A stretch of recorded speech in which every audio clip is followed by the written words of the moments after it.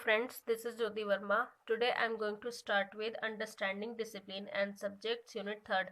Unit 3rd का आज हम फर्स्ट टॉपिक करेंगे, जिसके अंदर हम देखेंगे बाल केंद्रित शिक्षा से संबंधित शब्द और अवधारणा आलोचनात्मक विश्लेषण। यानी कि जो बाल केंद्रित शिक्षा है, जैसा कि आपको पता ही है कि अब शिक्षा शिक्षक केंद्रित नहीं होती।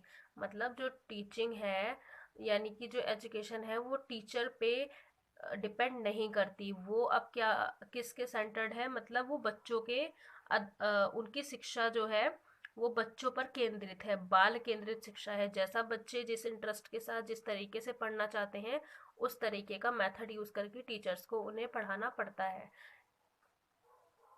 तो आज अब की जो शिक्षा है वो हमारी चाइल्ड सेंटर्ड एजुकेशन यानी कि बाल केंद्रित शिक्षा है।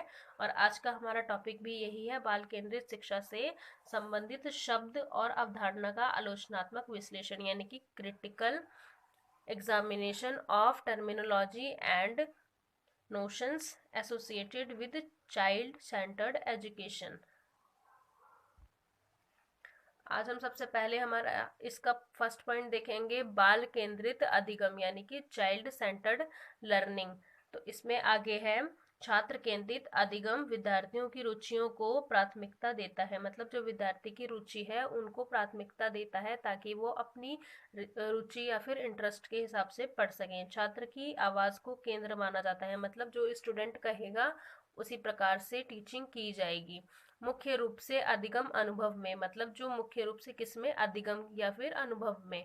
छात्र केंद्रित कक्षा में विद्यार्थी चयन करते हैं। मतलब जो छात्र केंद्रित शिक्षा है, चाइल्ड सेंटर्ड एजुकेशन या लर्निंग है, उसमें विद्यार्थी चयन करते हैं कि वो क्या पढ़ना चाहते हैं, कैसे पढ़ना चाहते हैं, और स्वयं के अधिगम को आकलन कैसे करना चाहते हैं इत्यादि। तो इसमें सारी बात स्टूडेंट्स की ही हो रही है कि स्टूडेंट जैसे चाहेगा वैसे वो लर्निंग कर सकता है अपने इंटरेस्ट के हिसाब से। नेक्स्ट हम देखेंगे इसी के अंदर छात्र केंद्रित अधिगम की उत्पत्ति, यानी कि जो चाइल्ड सेंटर्ड एजुकेशन है उसकी जो उत्पत्ति है, उसका ओरिजिन कैसे हुआ। मतलब origin of child centred learning या फिर चाइल्ड सेंटर्ड एजुकेशन। आगे हम देखेंगे इसका छात्र केंद्रित शिक्षा या फिर छात्र केंद्रित जो अधिगम होता है उसको एक अवधारणा के रूप में निर्मित किया गया। मतलब इसको एक कॉन्सेप्ट के रूप में इसका निर्माण किया गया। शैक्षिक विधि के क्षेत्र में यह मुद्दा बहुत से उच्च शैक्षिक संस्थानों में चर्चा का मुख्य विषय भी रहा। साथ ही साथ यह कुछ शताब्दी तक राष्ट्रीय नीति यानी कि जो हमारी नेशनल पॉलिसी है, राष्ट्रीय नीति निर्माण के अंतर्गत भी यह मुख्य विषय बना रहा।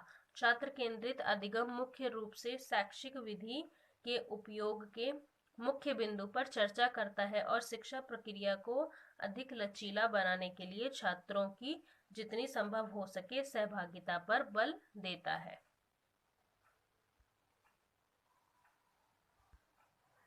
आगे हम देखेंगे इसी के अंदर समस्या आधारित अधिगम यानी कि प्रॉब्लम बेस्ड लर्निंग। तो इसके अंदर क्या है, ऐसी शिक्षण विधियों का स्वागत किया जाना चाहिए जो छात्रों को अधिगम में प्रभावशाली बनाने में सक्षम होती है। इस विधि के द्वारा छात्र अपने पाठ्यक्रम के पूरे होने के पूर्व अधिगम प्राप्त कर लेता है, जिसमें 4 पॉइंट है हमारे। फर्स्ट, स्वयं के लिए विशेष स्थापित करना, यानी कि कोई भी विशेष रूप से कुछ भी स्थापित करना। सेकंड है समय का प्रभावशाली प्रबंधन करना, मतलब उसको मैनेज करना। थर्ड पॉइंट है हमारा इसके अंदर भविष्य विधि को अपनाना। और फोर्थ पॉइंट है हमारा इसके अंदर स्वयं के प्रदर्शन से संबंधित सलाह देना, मतलब जो स्वयं की प्रेजेंटेशन है उससे रिलेटेड कोई भी एडवाइस लेना किसी से भी।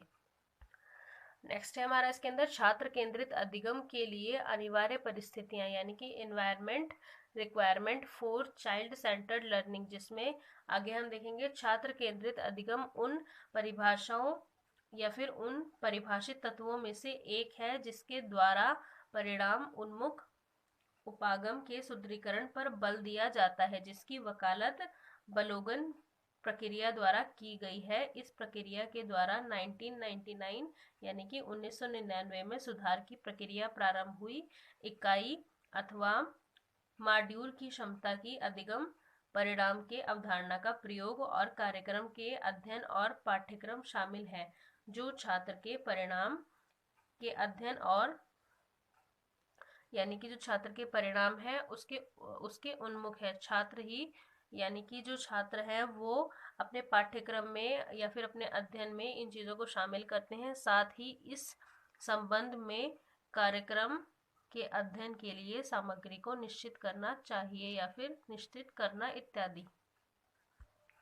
आगे हम देखेंगे इसी में हमारा लास्ट पॉइंट, छात्र केंद्रित अधिगम का विद्यार्थियों पर प्रभाव, यानी कि स्टूडेंट्स पर क्या प्रभाव पड़ा, क्या इफेक्ट पड़ा। Effect of child centred learning on students. तो इसमें है छात्र केंद्रित अधिगम उपागम में सबसे महत्वपूर्ण रूप ऐसे चरणों को सुनिश्चित करना है जो विद्यार्थियों की प्रक्रिया या फिर प्रतिक्रिया के द्वारा छात्र क्षतिपूर्ति और लाभ को शामिल करता है।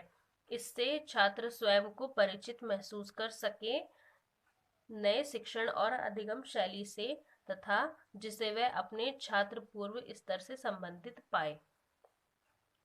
सो फ्रेंड्स, ये थी हमारी आज की वीडियो जिसके अंदर हमने देखा चाइल्ड सेंटर्ड एजुकेशन के बारे में या चाइल्ड सेंटर्ड लर्निंग के बारे में। आई होप फ्रेंड्स आपको ये टॉपिक समझ में आया होगा। So friends, thank you so much for watching this video. मेरे चैनल को सब्सक्राइब करें, वीडियो को लाइक करें, शेयर करें एंड कमेंट करें, and please press the bell icon for other notifications. Thank you so much.